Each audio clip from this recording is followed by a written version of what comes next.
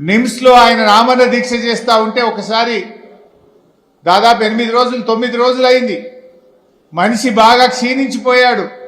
BP sugar fluctuation అవుతా ఉంది. BP బాగా ఫ్లక్చువేట్ అవుతా ఉంది.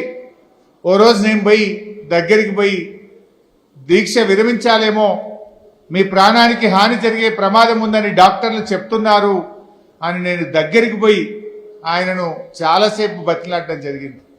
ఆయన ఒక మాట అన్నాడు, హరీష్, తెలంగాణ వచ్చేదాకా నా ప్రాణం పోదు అని నాకు ధైర్యం చెప్పిన నాయకుడు కేసీఆర్. నాకు ఉల్టా ధైర్యం చెప్పిండు మంచం మీద పట్టుకొని.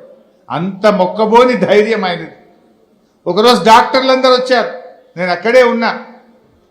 మీ క్రియాటిన్ లెవెల్స్ పడిపోతా ఉన్నాయి, ఏ క్షణంలోనైనా మీ కిడ్నీలు ఫెయిల్ కావచ్చు, ఏ క్షణంలోనైనా మీ కిడ్నీలు పనిచేయకపోవచ్చు, మీరు డయాలసిస్ మీదకి వెళ్ళిపోతున్నారు అని డాక్టర్లు హెచ్చరించారు.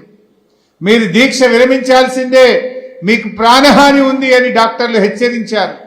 ఒక మాట అన్నాడు డాక్టర్లతో, నేను విరమించను, నేను చచ్చిపోతే నా శవం మీద తెలంగాణ జెండా కప్పండి అన్నాడు కేసీఆర్.